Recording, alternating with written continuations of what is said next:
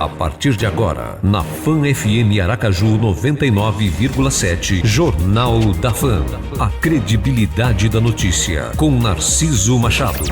Jornalismo sério. As notícias locais, nacionais, a participação do ouvinte, as leis, os deveres, entrevista, política, utilidade pública, as reivindicações das comunidades, as autoridades do nosso estado, os debates, as notícias do mundo do esporte e os destaques dos jornais. Tudo o que acontece no mundo, você fica sabendo agora, no Jornal da Fan. No Jornal da Fan. Bom, gente, como dissemos, né, policiais de Sergipe acusados de matar o advogado, empresário, no sertão da Paraíba, tem a prisão preventiva decretada.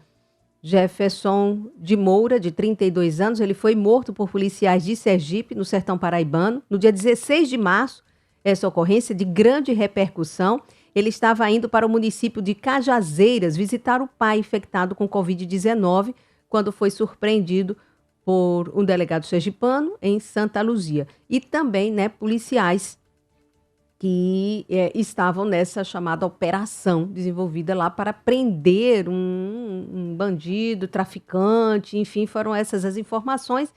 E esse jovem empresário, advogado, acabou sendo morto. Isso causou uma comoção também lá no estado, na cidade, e a gente tem acompanhado aqui as informações, e quem está conosco na linha para conversar sobre o assunto é Geraldo Quirino, que é advogado e tio do Jefferson. Já concedeu entrevista aqui outras vezes aqui no estúdio, por telefone, falando sobre o caso. Senhor Geraldo Quirino, bom dia. Aqui quem fala é Magna Santana, Jornal da Fan Aracaju, Fan FM Aracaju. Eu queria que o senhor nos falasse como é que o senhor recebeu essa notícia, vocês, enquanto familiares que não desistiram, né, de justiça, em busca de justiça, de que tudo fosse esclarecido, de como esse fato ocorreu. Bom dia. Bom dia, Magna. Bom dia a todos os seus ouvintes. Bom dia aí a parte técnica, todo o pessoal da bancada. Nós recebemos com tranquilidade, com serenidade, visto que acompanhamos a formação do processo desde da base do inquérito policial até chegar ao ponto de hoje, né, de como está a situação do processo hoje. Acompanhamos para e passo e temos a certeza, a realidade dos fatos mostram que temos um bom direito, e dentro de um bom direito o que a gente precisa esperar é que seja feita justiça. Foi feita justiça pelo Tribunal de Justiça da Paraíba, né, atendeu ao pedido feito no recurso em sentido estrito, que esse pedido ele foi encaminhado inicialmente ao juiz de primeiro grau, lá da comarca de Santa Luzia, e este havia negado um pedido lá no mês de abril para maio, aproximadamente, e ocorreu a soltura dos acusados, né, hoje denunciados, hoje réus. Então, a gente lamentou aquela época, porque o juiz de primeiro grau não aceitou, por isso que o recurso subiu ao tribunal. E o tribunal fez o julgamento, né, começou dia 10 esse julgamento. Houve um pedido de adiamento pelo um dos réus, o Gilvan. O tribunal aceitou e adiou para o dia 17. Dia 17 foi dado continuidade ao julgamento desse mês de agosto, 17 de agosto. Foi dado continuidade com a apresentação do voto do relator, o doutor Carlos Martins Beltrão. Apresentou o seu voto já favorável ao nosso recurso. E houve o pedido de vistas pelo segundo votante, o doutor desembargador Arnaldo Teodósio. Esse deu vistas ao processo e entrou em pauta novamente para ontem. Ocorreu o voto do doutor Teodósio, né, favorável, seguindo o voto do relator, e como também aconteceu o voto do doutor Ricardo Vital, desembargador, terceiro votante da turma, e é também favorável. Então, houve justiça, nós esperamos, como você muito bem disse, esperamos com muita paciência, com serenidade e fazendo os atos que precisavam ser feitos dentro do processo. Uhum. Realmente é um caso que chamou muita atenção pela forma como ele ocorreu. E as informações, não é, seu Geraldo, que houve, que a cena do crime ela foi, só para a gente relembrar o caso aqui para os nossos ouvintes, que o senhor pudesse também até nos ajudar nisso, para quem chega agora, ouve e não tem ideia do que tudo ocorreu e como ocorreu. Então foi essa operação, chamada essa operação policial lá, em busca de um traficante. Ele, segundo as versões, ele é confundido, depois que acaba sendo sem chance de... Pelo que o senhor também acompanhou, vocês acabaram, enquanto familiares, fazendo também um trabalho investigativo, né? Ao longo de todo esse processo, desde o dia da ocorrência até hoje, né? Então, vocês não aceitam aquela informação de que houve, que ele que reagiu, que obstruiu o trabalho ali da polícia na operação. Como é que vocês conseguiram algo mais de informação sobre aquele dia fatídico, sobre aquela ocorrência? Realmente, Magna, no dia do ocorrido, a gente fica muito assim atônito, né? Porque apesar da gente ter o conhecimento jurídico, ter a serenidade para encarar esses fatos, mas foi um dia muito atônito, mas a gente enfrentou. Inicialmente, os policiais quiseram... o que pesou mais para os policiais criminosos foi a fraude processual, que além de eles estarem denunciados, serem réus por homicídio qualificado, eles também são réus pela fraude processual. E a fraude processual pesou muito. Por quê?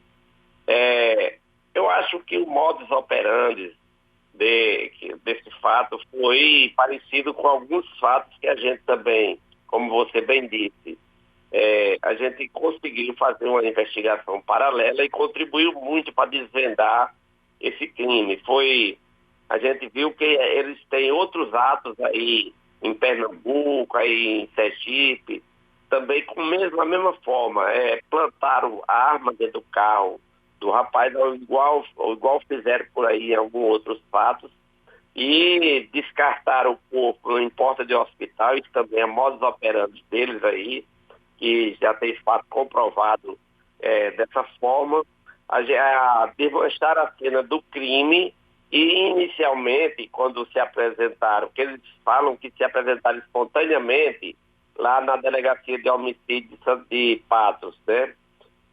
Mas não foi espontaneamente, foi uma imposição de um delegado da Polícia Civil da Paraíba que estava no local.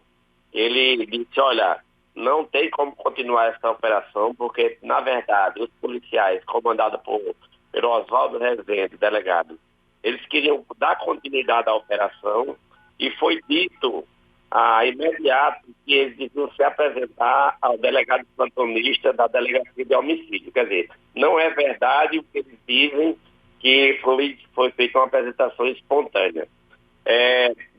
Aí chegaram, quando foram ouvidos lá, eles tergiversaram, disseram coisas que não bateu com a investigação do inquérito policial. Disseram que estavam fazendo uma operação tráfico de drogas, que essa operação era para investigar o possível tráfico entre Ceará, Rio Grande do Norte e Paraíba, quando na verdade não era nada disso. Eles tinham um mandado de prisão do alvo, que é o Luiz Henrique Carvalho, né? E não fizeram a prisão. Eles estavam procurando o Luiz Henrique Carvalho exatamente para matá-lo. Tanto que quando encontraram a pessoa errada, que foi o Jefferson, foi assassinado de forma brutal, com 8 tiros de pistola .40, sem que tivesse chance de fazer qualquer reação. Tanto que Jefferson morreu dentro do banco do carro com um cinto atado, ele não desatou o cinto. Então, isso está tudo na perícia. Isso pesou bastante porque desmancharam a cena do crime, tiraram o corpo do local, levaram para um hospital desqualificado, um hospital que não tinha condições nenhuma de atender um caso dessa gravidade, e já levaram o corpo sem vida, né? Foi atestado na perícia que o corpo de Jefferson Moura já estava sem vida há um bom tempo. Foi quando eles resolveram levar e descartar na porta do hospital. Então, essa crueldade que foi cometida pesou bastante para a condenação, quer dizer, para a decretação da prisão dos elementos da prisão preventiva. Então, é um verdadeiro assim, relato que a gente tem, visto que a gente acompanhou para e passo a formação do inquérito policial, da peça do inquérito policial, bem como do processo da formação do processo judicial.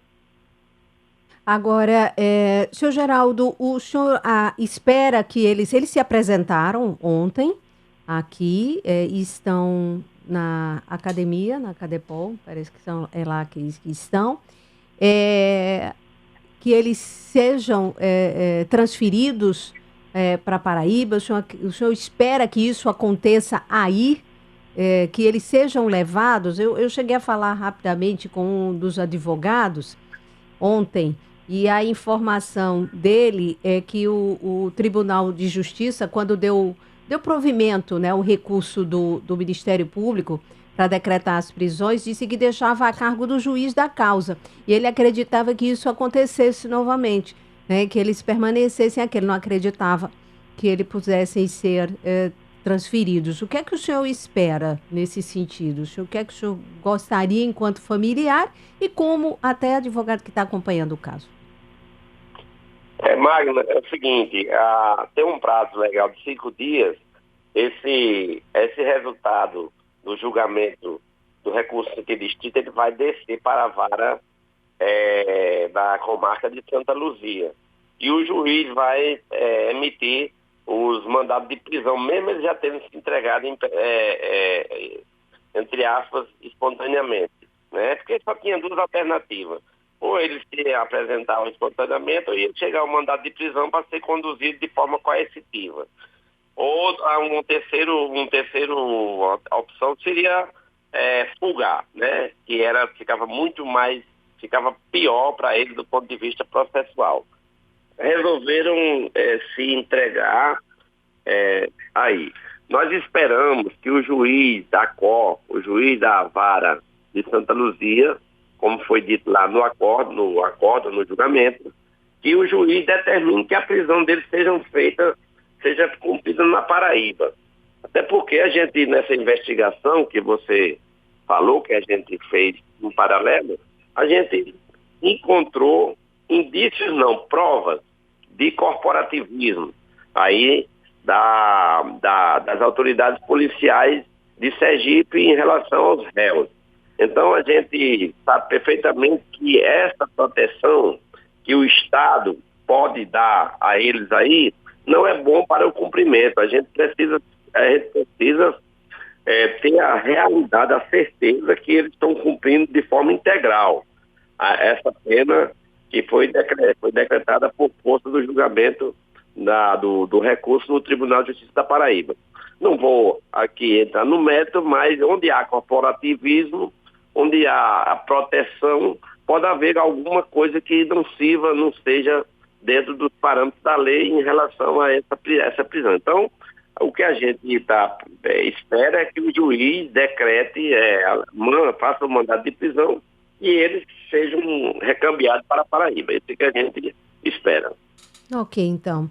Bom, o senhor Geraldo Quirino, que é o advogado também, né, tio do Jefferson Moura, muitíssimo obrigada por participar aqui mais uma vez do nosso Jornal da Fã, atender a nossa produção, nos trazer informações. O espaço vai estar sempre aberto, vamos estar acompanhando e ouvindo todos os lados. Já temos na linha também os advogados aí dos réus que vão também conversar conosco. Muitíssimo obrigada, o espaço está sempre aberto. Qualquer informação, o senhor pode fazer contato também conosco. Vamos estar nessa linha aberta e direta também, tá? Com o senhor e com a família, acompanhando, né, os casos, que tudo aconteça e de uma forma mais transparente né, e necessária possível. Neste caso que chocou, imagino, a dor ainda da família, uma dor que jamais vai cessar.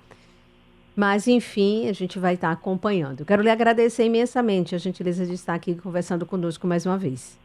Eu que agradeço, Magno, esse espaço importante que você cedeu aí e sempre nos apoiou desde o começo, sempre abrindo espaço para a gente conversar tanto com a sociedade paraibana como com a sociedade sergipana, esclarecendo esse fato, não propagandeando, que nós não gostaríamos jamais de fazer isso, mas expondo a realidade como ocorreu esse fato. Então a imprensa sergipana nos deu um apoio extraordinário, como também a paraibana. Então todas as entrevistas que a gente está dando aí os veículos de comunicação, inclusive agora o seu aí, o seu programa, está sendo ouvido também aqui na Paraíba, viu? Vocês estão expandindo seus ouvintes aqui na Paraíba pela forma profissional como vocês trabalham aí, viu? Forte abraço, estou à disposição. Muito obrigada também, pode contar aqui com o nosso espaço sempre. Um abraço à Paraíba, terra também tão querida. Muito obrigada, bom dia. Eu sou Geraldo Quirino, advogado e tio do Jefferson Moura, um empresário que foi morto naquela operação policial realizada pela polícia sergipana lá na Paraíba, caso rumoroso, rapaz morto, e chamou aí a atenção de todos. Muito obrigada. São exatamente 7 horas, 1 minutinho, 7:01. Você está ouvindo aqui o Jornal da FAM, na FAM FM 99.7. Bom, a gente tem aí o advogado, mas antes eu quero dar um recadinho para você que está aí na sintonia, você que está nos ouvindo e falando em seguro. A gente lembra também do outro seguro, a Tóquio Marine, um seguro de vida. Ele pode ser uma das maiores demonstrações de cuidado e amor à família. Por isso, gente, na hora de contratar procure aqueles que vão além das já tradicionais coberturas que o mercado oferece. Além da proteção familiar, no seguro Tóquio Marine, o seguro Tóquio Marine Vida Individual, você encontra orientação médica online, aplicativo com dicas de saúde e alimentação, assistência funeral, descontos em medicamentos, indenizações em vida nos casos de internação hospitalar, invalidez por acidente, doenças graves e muito mais. A contratação é fácil e segura. É via teleentrevista e o pagamento pode ser feito no cartão de crédito. Enfim, é um seguro indispensável que você resolve aí, olha, sua vida mesmo, cheio de coberturas, benefícios para você curtir a vida. Afinal, é isso que importa, não é mesmo? E ainda conta com uma rede de descontos com parceiros que garantem vantagens exclusivas para os segurados. Tóquio Marine, uma seguradora completa para você ir mais longe. Fale com o seu corretor. Veja a oportunidade, não perca. Seguro de vida é tudo, viu, gente? Bom, são exatamente 7 horas 2 minutos. Quem está conosco na linha é o doutor Guilherme Maluf, ele é advogado da ADEPOL, advogado do delegado Oswaldo Rezende e também do policial militar Gilvan Moraes. Doutor Guilherme, bom dia. Aqui Magna Santana, Jornal da FAM, obrigada por estar atendendo aqui a nossa produção e conversar conosco. Bom dia, Magda. Bom dia a todos os ouvintes do jornal.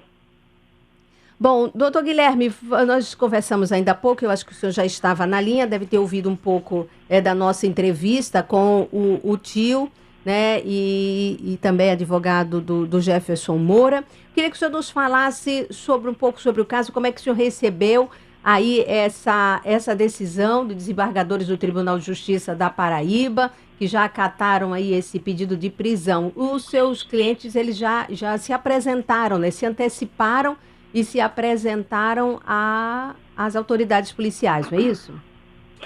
Isso, Magna. Na verdade, o delegado e os demais policiais, assim que tomaram conhecimento do julgamento, eles espontaneamente se apresentaram à Corregedoria de Polícia e na oportunidade foram recolhidos, né? Não havia sido expedido mandado de prisão ainda. Acredito eu que não tenha sido expedido até esse momento, mas eles se recolheram. Bom, nós respeitamos a decisão, como eu venho dito reiteradamente, e obviamente nós temos que respeitar e cumprir as decisões judiciais.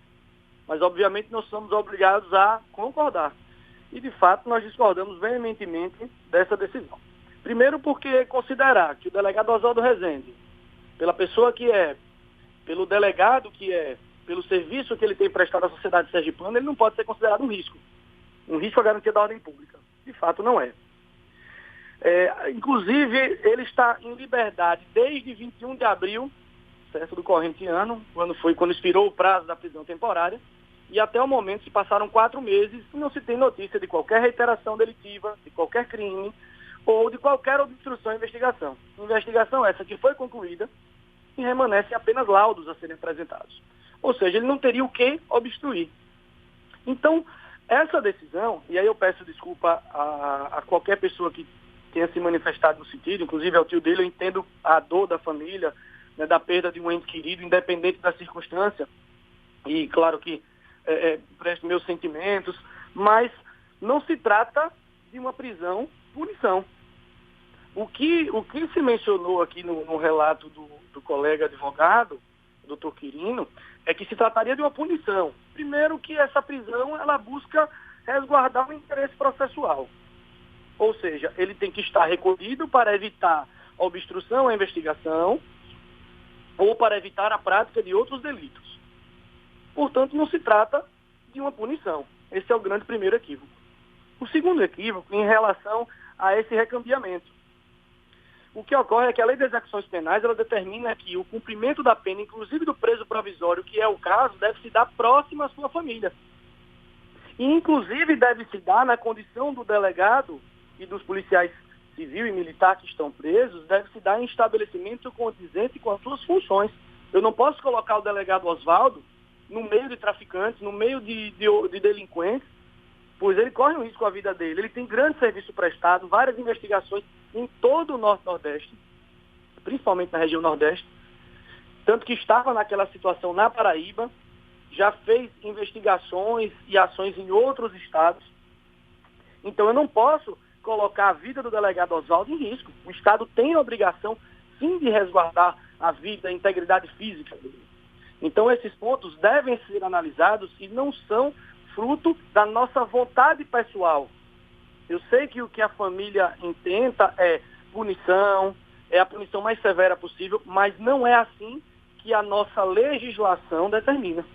O cumprimento da pena, caso seja condenado, se daria próximo à família. E o mesmo para o preso provisório. Deve cumprir próximo à família em estabelecimento adequado às suas funções. Pois é citada agora há pouco pelo familiar, né, da vítima.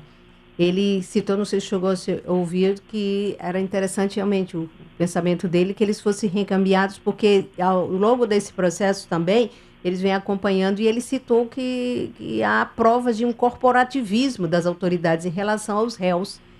E isso é ruim para o processo, na opinião dele, né?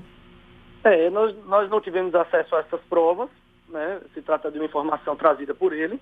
Uhum. Eu tive a oportunidade de visitar o delegado Oswaldo quando esteve preso, não observei nenhuma regalia, inclusive o cuidado que os delegados aqui que custodiavam ele nas unidades policiais, no CORE principalmente, o cuidado para evitar isso é muito grande. Inclusive foram baixadas portarias à época de visitação. Agora, eu não sei que regalias são essas que ele menciona, né? Eu não sei que regalias são essas que ele menciona. Agora, de fato, pela posição que ele ocupa, ele deve ficar em um estabelecimento condizente com o cargo que ele ocupa.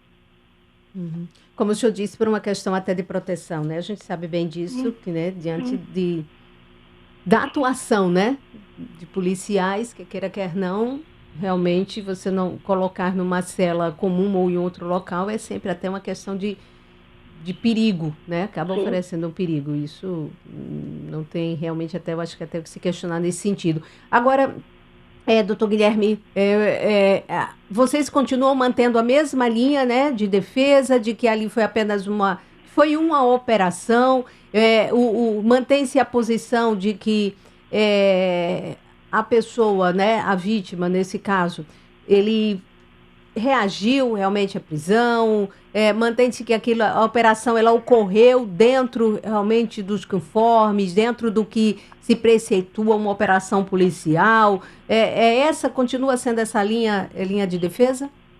Sim, Magna, sim, com certeza. Primeiro que muito se discutiu nesse processo decorreu de informações deturpadas que foram veiculadas inicialmente. Então, muito se discutiu inicialmente que se tratava de uma operação clandestina da polícia, e não se tratava de uma operação clandestina. Muitas presunções equivocadas são tidas no processo e que nós, aos poucos, estamos conseguindo demonstrar. Agora, a grande questão é que uma decisão dessa proferida pelo Tribunal de Justiça da Paraíba, ela fez uma análise de circunstâncias e fatos que não condizem com a realidade. É como eu disse, nós não precisamos concordar com a decisão. E por conta disso, nós vamos recorrer dessa decisão. Vamos nos utilizar dos meios cabíveis para reverter essa situação, porque, de fato, essa prisão preventiva é um absurdo. Ela não tem qualquer respaldo na legislação processual. Entendi. Bom, doutor Maluf, muito obrigada por trazer essas informações.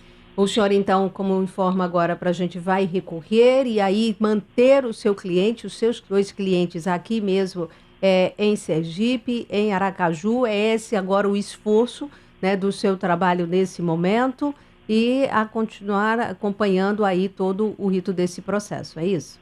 Exatamente. Na verdade, nossa intenção não é que ele permaneça aqui, mas sim que eles permaneçam em liberdade. Esse é o principal objetivo hoje da defesa, que eles permaneçam em liberdade. E aos poucos, dentro do curso processual, quando nos for oportunizado produzir provas, demonstrar os equívocos da investigação. Vários equívocos foram cometidos, inclusive já reconhecidos através de laudos periciais da Paraíba. Então nós vamos continuar fazendo esse trabalho, vamos ao STJ para buscar a liberdade dos nossos clientes.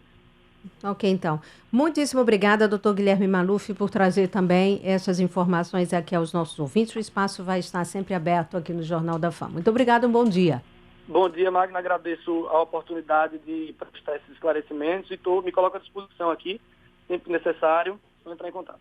Muito obrigada. Faremos sim, o espaço vai estar sempre aberto. São 7h11 minutinhos. Bom, a gente tem um intervalo, mas deixa eu cumprimentar o doutor Cícero Dantas, que está conosco na linha. Ele é um dos advogados, neste caso aqui o do policial civil, também envolvido neste caso, onde já só relembra daqui os nossos ouvintes, desembargadores da Paraíba, decretaram a prisão do delegado Oswaldo Rezende e também dos policiais sergipanos. Doutor Cícero, bom dia, aqui Magna Santana, Jornal da Fã FM Aracaju. Bom dia, minha querida Magna Santana, bom dia a todos os seus ouvintes, bom dia a nossa querida Ive, e estou à disposição, Magna.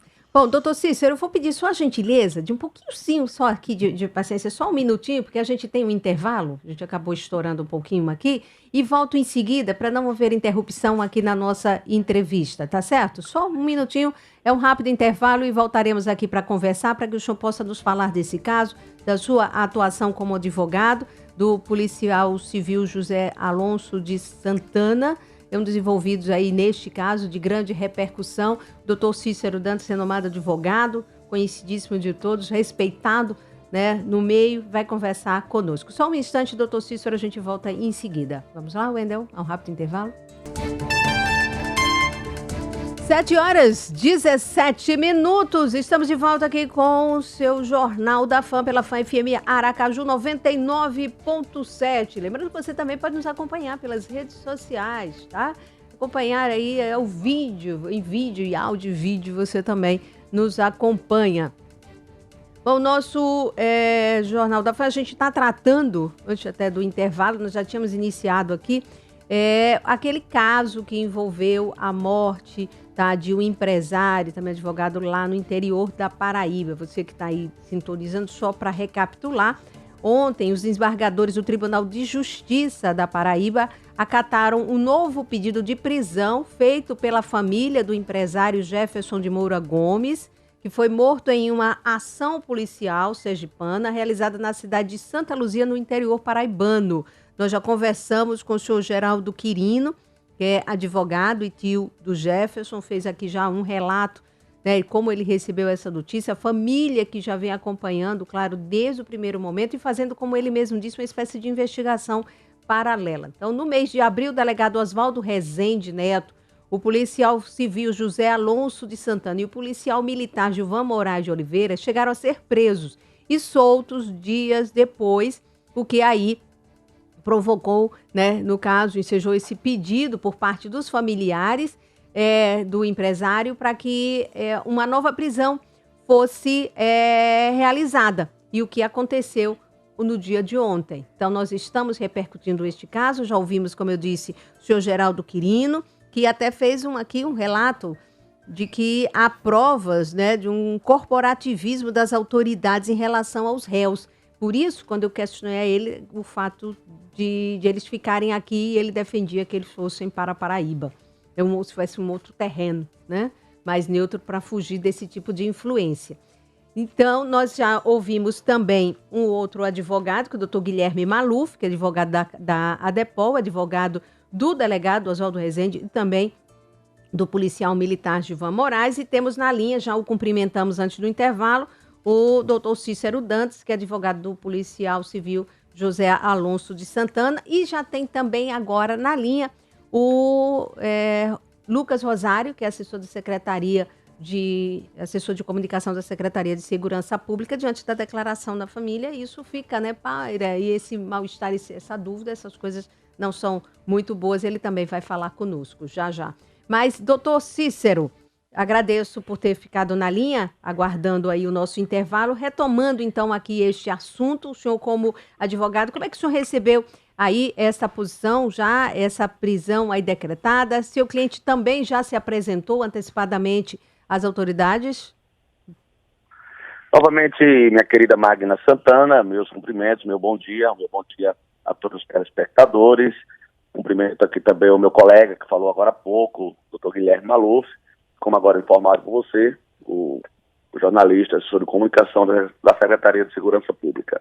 Magna, inicialmente, o Sindicato dos Policiais Civis, ao qual eu sou advogado e exerço aqui o papel da defesa de José Alonso de Santana, que eu preciso fazer alguns reparos e alguns retoques na fala do colega advogado que falou em nome da família do seu Jefferson. Sim. Primeiro ponto, no processo judicial que tramita na comarca de Santa Luzia, Paraíba, se habilitaram como assistente de acusação. Assistente de acusação são advogados que possuem a procuração da família para representá-los naquele processo. E os advogados que estão lá representando a família, não se trata do colega que falou agora há pouco. Os advogados habilitados como assistente de acusação, eleito e escolhido pela família da vítima, não se pronunciaram. Eles sim estão tecnicamente habilitados no processo, eles sim, de forma legítima, eles têm acesso a todo o processo. O colega que o falou antes, eu respeito, eu compreendo a posição dele. Eu sei que ele falou não como técnico, e sim como familiar. É assim que eu recebi as informações dele. Porque, veja, nós, enquanto advogados, nós, enquanto técnicos jurídicos, admitirmos, legitimarmos, entendermos que essa prisão preventiva decretada no dia de ontem atende os comandos legais, isso depõe todo aquele acervo, todo aquele estudo que temos durante a faculdade e durante os tempos de atuação. Também ouvi dele que a polícia de Sergipe age em corporativismo em proteção aos policiais. Isso é de uma deselegância muito grande. A polícia de Sergipe, ao tomar conhecimento do fato, através dos próprios policiais, do delegado dos policiais, sabe qual foi o corporativismo deles? Instaurar um procedimento administrativo e proferir uma decisão afastando eles administrativamente das funções. Esse foi o corporativismo. Sabe qual foi o corporativismo? A Polícia Civil de Sergipe, através do delegado-geral, através da Corregedoria Geral, nas pessoas da Corregedora Geral, do delegado corregedor, que acompanha de pé, ao receber solicitações de informações da Polícia da Paraíba, remeteu-os imediatamente. Sabe qual foi o corporativismo da Polícia de Sergipe? Ao receber a ordem de prisão, e que o juiz foi claro a dizer o local que eles deveriam ficar, encaminharam para o grupamento de elite da Polícia de Sergipe. Não é uma delegacia de acesso comum. A unidade onde eles foram custodiados é grupamento de elite da Polícia de Sergipe. Lá eles cumpriram rigoroso padrão de recolhimento prisional. O corporativismo da Polícia de Sergipe foi ter fornecido seu complexo de polícia especial para que o delegado da Paraíba, quando veio ouvi-los, tivesse uma sala privativa acompanhado dos policiais da Paraíba para que pudesse fazer o interrogatório do delegado e dos policiais. Eu não consigo enxergar, confesso que ouvi com muita surpresa, com muita preocupação, esta informação do colega que não está habilitado tecnicamente no processo como assistente de acusação para falar em nome da família do Jefferson. Esse foi o corporativismo. Primeiramente, a defesa aqui rechaça essa informação. Rechaça essa informação. Outra situação. Sim. Com muito respeito que recebemos a decisão do Tribunal de Justiça da Paraíba, mas também com muita independência, nos posicionamos contrário e mostramos elementos técnicos não ditos por mim, não ditos pelos advogados, dito pelos livros, dito pelas doutrinas processuais, dito pelos próprios tribunais em julgamentos.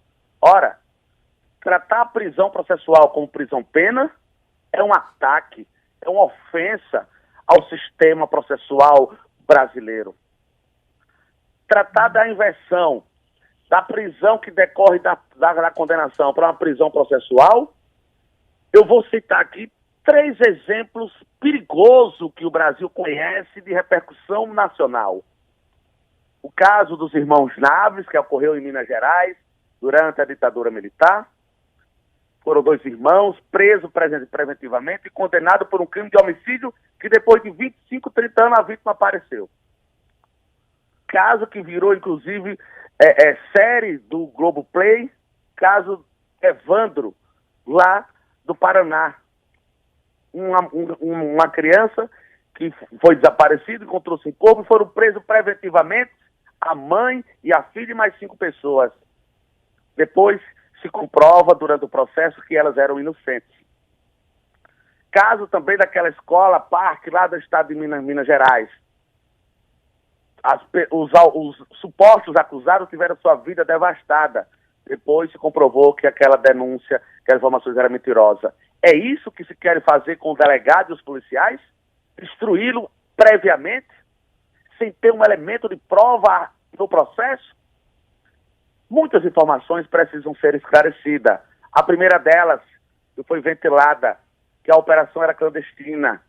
Mentira. Junto com o delegado e os policiais de Sergipe, existia um delegado e 4 policiais da Paraíba, que foram, inclusive, arrolados pelo Ministério Público como testemunha. Eles também, o pai até citou, me permita, já que o senhor está citando e desmentindo as informações, né, que foram passadas, né, que a operação não foi clandestina, o tio também citando a história da arma ser plantada, que há uma conduta. Vamos, né, chegar lá. Aqui. Vamos chegar, né, nesse ponto. Eu vou Sim. falar ponto a ponto. Sim. Existia um delegado de polícia da cidade de Patos, delegado titular da delegacia de roubo de carga, com mais 4 policiais, com mais 2 viaturas. Isso é uma operação clandestina? E se o delegado e os policiais cometeram o crime, por que o delegado da Paraíba não efetuou-lhes a prisão em flagrante? Sabe qual foi o corporativismo? O delegado e os policiais compareceram diretamente no mesmo instante à delegacia plantonista de Patos, prestaram depoimento e o delegado depositou sua arma submetendo à perícia. Esta atrapalha a investigação? Retornaram a Sergipe, se apresentaram espontaneamente ao seu chefe, ao delegado-geral. Foram ouvidos. O delegado-geral remeteu à corregedoria, instaurou um procedimento administrativo que está tramitando. Esse procedimento administrativo gerou um afastamento preventivo deles. É corporativismo? Então perceba, diversas situações emotivas, diversas situações do ponto de vista familiar, a defesa respeita, compreende. Agora, deturpar, mudar a realidade, alterar a situação que está no processo. Ora, Magna, a decisão do juiz que indeferiu a prisão preventiva hoje serve de material de laboratório de estudo dos meus alunos na faculdade. O juiz elenca ponto. Olha, o juiz que conduz o processo, o juiz que viveu do primeiro momento do fato até agora, ele elenca em mais de 10 páginas dizendo a desnecessidade da prisão. E o que me chamou a atenção é que ele ainda cita uma situação de uma literatura brasileira de Machado de Assis, que ele diz: decretar a prisão preventiva aqui seria acender um cigarro na miséria alheia. Era eu entender um problema e criar um outro. E não é esse o papel da justiça que se espera do judiciário. Aconteceu um episódio, deixe a instrução apurar, respeito contraditório e ampla defesa. Deixe que a apuração aconteça judicialmente. É o que defende a defesa e os policiais envolvidos. Ora, após o fato, todos os 3 foram ouvidos no mesmo horário à noite ainda na Paraíba. Depositaram suas armas, retornaram a Sergipe, se apresentaram espontaneamente ao delegado-geral, prestaram depoimento, procedimento administrativo instaurado, afastamento pré-preventivo. Dias depois, a Justiça da Paraíba decreta a prisão temporária. Apresentaram-se espontaneamente ao delegado-geral, à corregedora-geral da polícia. Cumpriram os 30 dias. Frise-se, a defesa não manejou nenhum recurso para revogar a prisão temporária, porque respeitou, entendeu que era necessário naquele momento para que desse a independência que queria a polícia da Paraíba. Estiveram em Sergipe para ouvi-los novamente, foram ouvidos.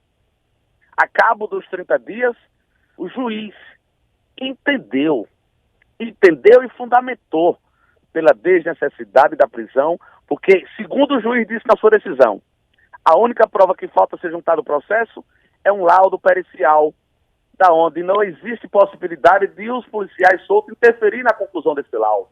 Sim. Então, que necessidade? Qual a imprescindibilidade? Qual o motivo? Qual o ensejo dessa prisão? É acabar com a vida antecipada deles? Isso não há, a defesa não vai aceitar. Recebemos com muito respeito, utilizamos do tempo legal, fizemos a sustentação oral do Tribunal da Paraíba, foi decretada a prisão. Antes de expedir os mandados, eles já se apresentaram. E o colega disse que ele não tinha outra opção. Tinha que se apresentar ou era foragido. E lá na Paraíba, quando eles se apresentaram espontaneamente? E aqui, quando eles se apresentaram espontaneamente? 2 vezes, quando se retornaram da Paraíba e quando souberam do mandado de prisão. Então, é com muito cuidado, é com muita atenção que a defesa recebe essas informações e rechaça completamente, Magna. Ô, doutor Cícero, bom, é muito bom ouvi-lo, é sempre uma aula, né, de direito quando a gente o entrevista. Bom, nós já temos até o Lucas, que quer também falar em relação a esse ponto de declaração aqui do tio da vítima, mas para a gente encerrar e já lhe agradecendo, então agora o momento é evitar que eles sejam recambiados, podemos assim, transferidos para a Paraíba, e a soltura para que permaneçam em liberdade enquanto esse processo está transcorrendo. É isso? É esse o foco agora do senhor? Exatamente. Primeiramente, demonstrar, através de meios processuais que iremos manejar, estamos apenas aguardando a publicação do acórdão, para que fomos até o STJ demonstrar a desnecessidade, porque parâmetro que utilizamos quando nos posicionamos contrário a esse recurso do Ministério Público foi o parâmetro de entendimento do STJ. E quanto à transferência dele para Paraíba, o Tribunal de Justiça, quando deu provimento ao recurso, foi um questionamento, inclusive, do colega Guilherme Maluf, no pedido de esclarecimento, e o relator disse: eu deixo a critério do juiz do caso. Ora, o juiz do caso, no primeiro decretação de prisão, ele disse: olha, não tenho necessidade de que eles venham para Paraíba. Lá estava a investigação, viu? E ele disse: não tenho necessidade. Logicamente, por uma questão de prudência, por uma questão de entendimento já firmado, até por conta de disposição legal no Código de Processo Penal, diz que os policiais, determinados agentes do Estado, quando em cumprimento de prisão cautelar, eles devem ficar em locais adequados. E certamente não tem necessidade de a transferência deles para Paraíba, até porque em caso de eventual designação de audiências. Hoje o Brasil vive o momento da virtualização das audiências, então desnecessidade existiria para a transferência para Paraíba, mas a luta da defesa não é nem que eles não sejam transferidos, é que eles permaneçam como estavam desde o dia 21 de abril, em liberdade. Ok, então. Doutor Cícero, muito obrigada. Cícero Dantas, que é advogado policial José Alonso de Santana, acompanhando este caso. Quero lhe agradecer também, do Simpol, quero agradecer a sua participação aqui. O espaço vai estar sempre aberto. Muito obrigada pelos esclarecimentos, doutor Cícero. Bom dia. Sempre à disposição do que vocês precisarem. Um abraço a você, especialmente, e a nossa RIF. Ok, então. Muitíssimo obrigada. Muito obrigada mesmo, doutor Cícero. Um grande abraço.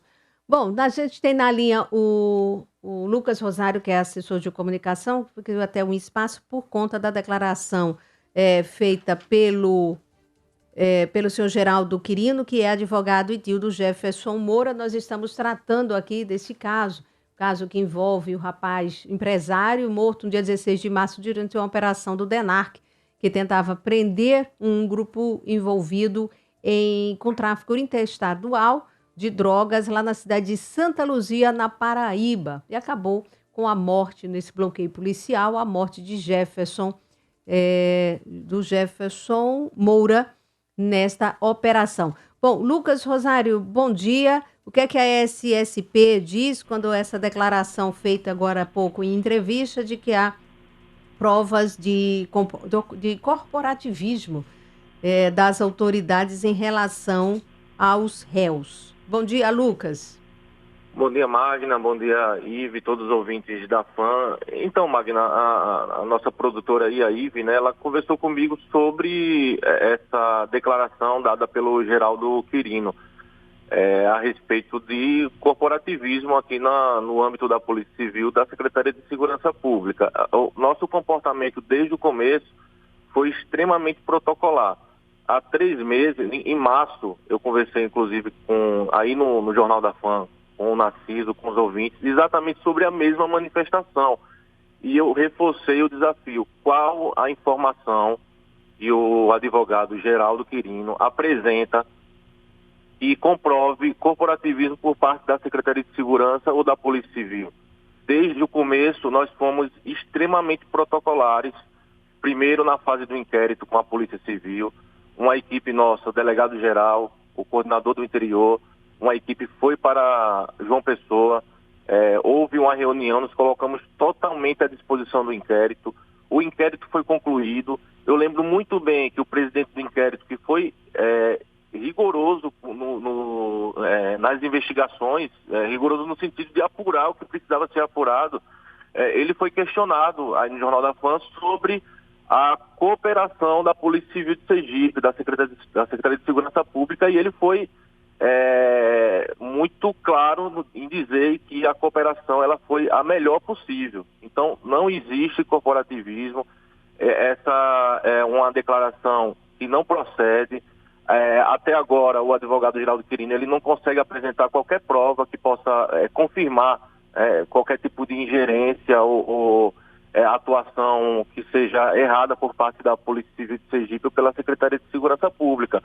Continuamos o mesmo comportamento na fase típica do Ministério Público, agora com o posicionamento do Poder Judiciário. Imediatamente, os 3 policiais se apresentaram na Academia da Polícia Civil e assim que o acordo ele for publicado, a prisão preventiva ela vai ser cumprida. E nós, enquanto instituição, continuamos à disposição das instituições também que participam diretamente desse processo judicial para continuar cooperando. Tivemos muito cuidado na fase do inquérito, agora na fase que segue na fase no Ministério Público, no Poder Judiciário, justamente para que não houvesse qualquer tipo de ruído e a cooperação, do ponto de vista de informações, ela pudesse ser repassada a todo momento, e assim foi feito. Eu vou reforçar um novo desafio para o advogado Geraldo Quirino. Qual a prova, qual a informação que consta, inclusive, no inquérito policial, de que houve corporativismo por parte da Polícia Civil de Sergipe? Caso haja essa informação, que ele possa apresentar, já que ele tem dado aí entrevistas desde o começo desde março, né, desse ano, quando houve essa situação lá na Paraíba. Então a gente está totalmente à disposição, Magna. Bom, pois é um assunto que realmente chama atenção, ele é polêmico, você tem versões, você tem informações, você tem da época aquela história da própria Polícia Civil da Paraíba, né? Que disse que as informações que foram apresentadas pelos policiais sergipanos, elas não foram confirmadas com as investigações. Daí o delegado ter pedido, né, entendeu que houve fraude processual, me recordo dessa história. Enfim, é um assunto que gera sempre muita discussão e muita polêmica. A família diz que fez investigações paralelas, deu essa declaração agora há pouco, defende que até o caso siga por lá. Enfim, e os advogados aqui têm a sua posição e a SSP também agora se posiciona. A gente vai continuar acompanhando, né, isso e numa outra oportunidade até buscar em entrevista novamente no desenrolar do caso mais informações até com o senhor Geraldo Quirino nesse sentido. Agora, Lucas, eu mudo de assunto rapidamente até para a gente encerrar. Logo cedo a produção recebeu a informação de que na cidade de Propriá, policiais... você ainda está apurando o caso? Tem alguma informação ou é apenas diligências, trabalho normal da polícia que corriqueiramente faz nesses locais? Não, em Propriá é uma operação que está em andamento, é uma operação lá em Propriá, é uma atuação conjunta, sempre muito importante, da Delegacia Regional, né, das equipes da Polícia Civil, junto com o 2º Batalhão da Polícia Militar. Então, existe uma operação no sentido de localizar um ex-presidiário responsável por vários homicídios, tráfico de drogas na região, e a droga foi apreendida, também arma de fogo, e ao que parece, a gente vai confirmar essa informação com o Coronel Arthur, que foi quem está disparando os primeiros detalhes, as informações. Esse traficante foi cumprindo mandado de prisão contra ele e houve uma situação de confronto. A gente vai confirmar, né, o resultado dessa operação daqui a pouquinho, Magna. Perfeito, Lucas. Obrigada. Você sempre não deixa a gente na mão em termos de informação. Tá a produção passando aqui, que é a Polícia Militar, mas sempre atento e antenado a tudo que acontece na segurança pública. Muitíssimo obrigada, viu, Lucas, pela participação aqui no nosso Jornal da Fama mais uma vez, e o espaço vai estar sempre aberto. Muito obrigada, a gente vai continuar acompanhando esse caso. Eu que agradeço, Magna, pelo espaço, sempre à disposição. Obrigadão, Lucas Rosário, que é assessor de comunicação da Secretaria de Segurança Pública. São exatamente 7h40. Você então acompanhou aí, né? O Jornal da Fã desde o começo vem acompanhando. O portal Fã F1 ontem dando essa informação em primeira mão. Você consegue mais informações. Quer relembrar o caso? Acesse fanf1.com.br. Você vai ter todas as informações, né? Tudo sobre este caso envolvendo aí a decretação agora por parte da Justiça da Paraíba do delegado Oswaldo Rezende e também dos policiais sergipanos, né? Enfim,